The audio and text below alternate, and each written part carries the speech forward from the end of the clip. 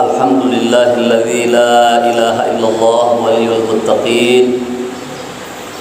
Asyhadu an la ilaha illallah wahdahu la syarikalah wa asyhadu anna Muhammadan abduhu wa rasuluhu bil khuluqil azim. Allahumma salli wa sallim ala nabiyyina Muhammadin wa ala alihi wa ashabihi ahli taqwa wal ma'rifah wa man tabi'ahum bi ihsanin ila yaumiddin. Amma ba'd. Fa ya ayyuhan nas ittaqullaha haqqa tuqatih wa la tamutunna illa wa antum muslimun. Qad qala Allah ta'ala fihi kitabil Qur'anil Karim. A'udzu billahi minasy syaithanir rajim. Bismillahirrahmanirrahim. Ya ayyuhalladzina amanu idza nudiya lis-salati min yaumil jum'ati fas'au ila dzikrillah wa dzarul bai' dzalikum khairul lakum in kuntum ta'lamun. Shadaqallahu azim. Hadirin sidang nyawa Jumat yang dimuliakan oleh Allah Subhanahu wa taala.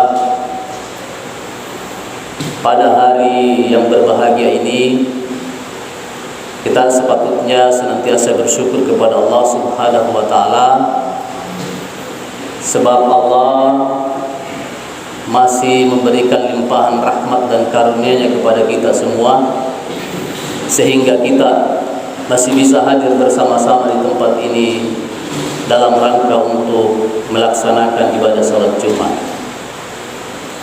Salawat dan salam senantiasa tercurah kepada baginda Muhammad sallallahu alaihi wasallam atas jasa-jasa beliaulah yang memperjuangkan agama Islam ini sehingga kita bisa menikmati manisnya beriman kepada Allah Subhanahu wa taala.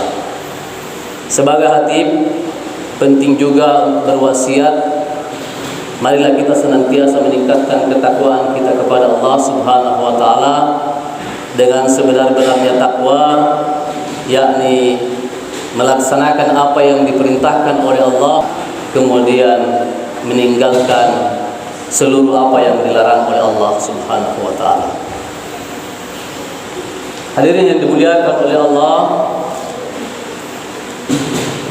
Allah menciptakan kita ini umat manusia tidak lain dan tidak bukan untuk beribadah kepada Allah Subhanahu wa taala. Apakah dalam bentuk ibadah mahdah seperti salat, puasa, zakat dan lain sebagainya, maupun ibadah-ibadah keseharian kita yang sifatnya muamalah, ibadah sosial. Makanya di dalam surah Al-Baqarah Allah juga mengatakan, wa idz qala rabbuka lil malaikati inni ja'ilun fil ardi khalifah. Apa itu khalifah, hadirin yang dimuliakan oleh Allah?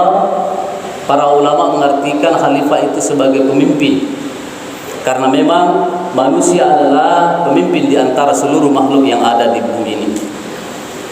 Yang kedua, khalifah itu bisa diartikan sebagai perwakilan Allah Subhanahu wa taala untuk mengelola alat ini, untuk mengelola isi bumi ini, sehingga tentunya Allah menginginkan kita mengelolanya dengan sesuai dengan citranya Allah Subhanahu wa taala, sesuai dengan keinginan Allah Subhanahu wa taala.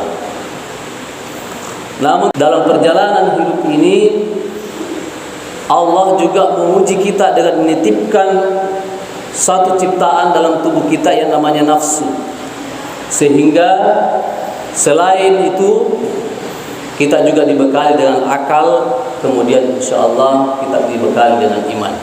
Barang siapa yang memperturutkan hawa nafsunya, maka dia akan menjadi orang yang merugi. Barang siapa yang mendengarkan suara keimanan dalam hatinya, maka insyaallah akan menjadi orang yang beruntung di hadapan Allah Subhanahu wa taala. Hadirin yang dimuliakan oleh Allah, dalam muqaddimah di pembukaan tadi saya mengutip ayat dalam surah Al-Jum'ah, a'udzubillahi minasyaitonirrajim, bismillahirrahmanirrahim. Ya ayyuhalladzina amanu idza nudiya lis-salati min yaumil jum'ati fas'au ila dzikrillah wa dzarul bai'. Allah mengingatkan kepada kita satu konsep, ketika kita ingin sukses mengelola di atas bumi ini, maka salah satunya adalah ketika orang-orang beriman itu diseru untuk melaksanakan sholat Jumat, maka bersegeralah kita menuju kepada Allah Subhanahu wa taala, kemudian kita meninggalkan jual beli. Jual beli jangan dipahami hadirin yang dimuliakan oleh Allah hanya dalam bentuk perdagangan. Kenapa bahasanya di sini jual beli? Karena pada dasarnya kita berada di atas dunia ini sebagai pedagang. Ada orang yang berdagang dengan dunianya, ada orang yang berdagang dengan akhiratnya. Insya Allah orang yang berdagang dengan akhiratnya akan menjadi orang yang beruntung. Tetapi orang yang berdagang dengan dunianya kemudian melupakan akhiratnya, maka dia akan menjadi orang yang merugi. Makanya Allah mengatakan itu lebih baik jika engkau mengetahui. Hadirin yang dimuliakan oleh Allah Subhanahu wa taala, di lanjutan ayatnya, fa idza qudiyatis shalatu fantashiru fil ard wabtaghu min fadlillah. Jika engkau telah melaksanakan salat, setelah bersegera kita kepada Allah Subhanahu wa taala, meninggalkan jual beli, meninggalkan urusan-urusan dunia, maka setelah ditunaikan semua itu salat Jumat atau salat-salat wajib lainnya, fantashiru fil ard, maka bertebaranlah kita di atas dunia ini. Wabtaghu min fadlillah, cari karunia Allah Subhanahu wa taala, karena memang alam ini diciptakan untuk kita, namun ada koridor yang diberikan oleh Allah Subhanahu wa taala untuk mengelolanya sesuai dengan citranya Allah. Begitu maha pemurahnya Allah menciptakan diri kita sebagai manusia, akan tetapi memberikan juga segala fasilitas yang ada di dunia ini. Orang yang bertakwa kepada Allah Subhanahu wa taala tidak akan pernah meninggalkan salat Jumat. Orang yang bertakwa kepada Allah Subhanahu wa taala tidak akan mengutamakan urusan dunia ketimbang urusan akhirat yang dimuliakan oleh Allah. Olehnya itu, menurut para ulama, orang yang bertakwa itu terbagi atas 3. Yang pertama adalah yaitu takut. Orang yang takutnya kemana? Takutnya kepada Allah Subhanahu wa taala. Kita boleh takut kepada makhluk, tapi jauh lebih itu kita harus menakuti Allah Subhanahu wa taala.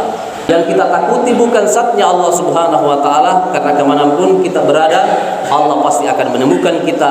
Namun yang kita takuti ketika kita menjadi orang yang berbuat mudarat, ketika kita menjadi orang yang berbuat maksiat, yang kita takuti adalah siksaan dari Allah Subhanahu wa taala. Olehnya itu orang yang bertakwa tidak akan pernah meninggalkan ibadahnya. Yang kedua, qanaah. Apa itu qanaah, hadirin?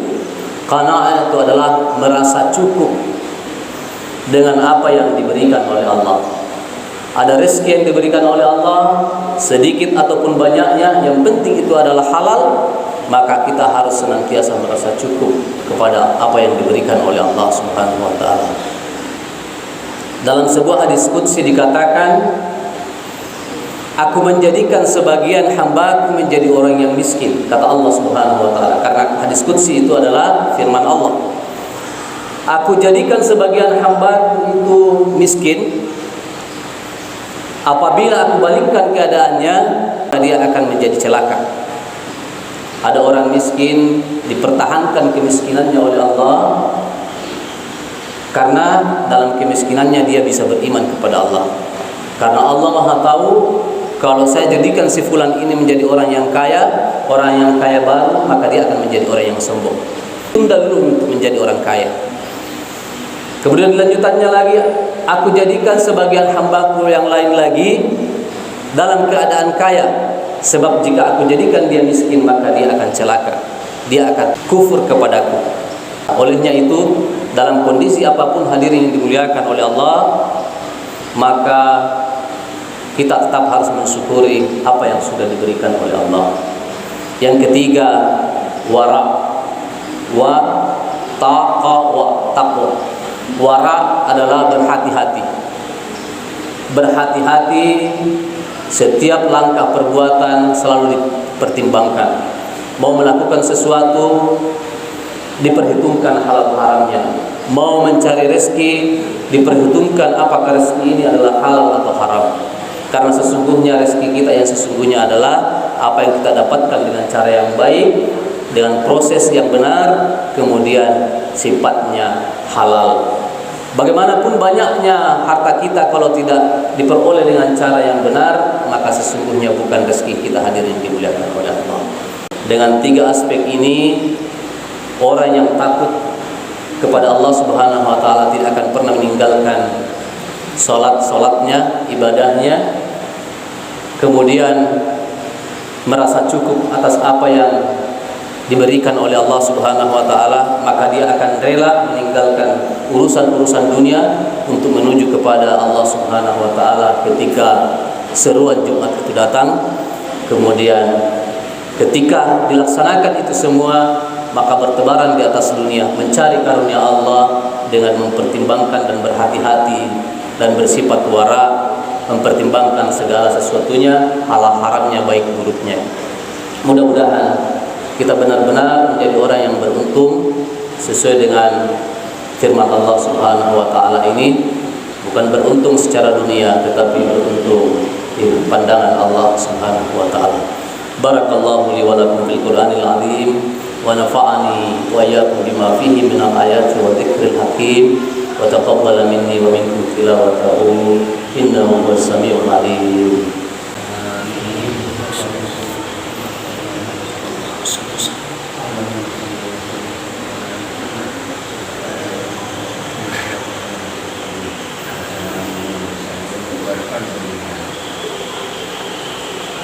Alhamdulillahilladzi hamdan katsiran kama amar, asyhadu an la ilaha illallah wahdahu la syarika lah, wa man jahada wa kafar, wa asyhadu anna Muhammadan abduhu wa rasuluh.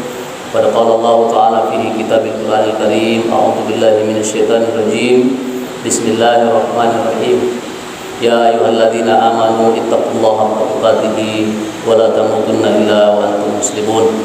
Wa qala aidan innallaha wa malaikatahu yusholluna 'alan nabi ya ayyuhalladzina amanu shallu 'alaihi wa sallimu taslima.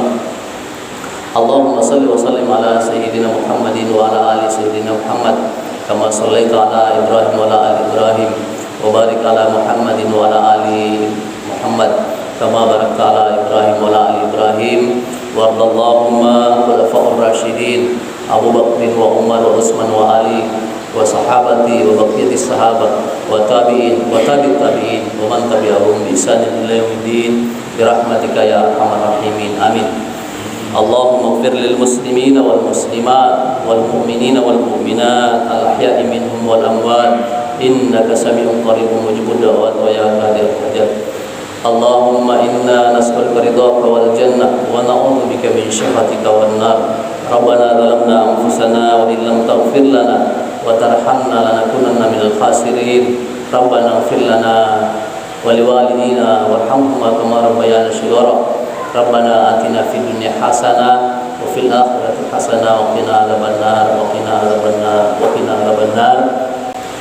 Ibadallah, innallaha ya'muru bil adli wal ihsan wa ita'i dzil qurba wa yanha 'anil fahsya'i wal munkari wal baghi ya'idukum la'allakum tadhakkarun wa la dzikrullahi akbar wallahu ya'lamu ma tasna'un.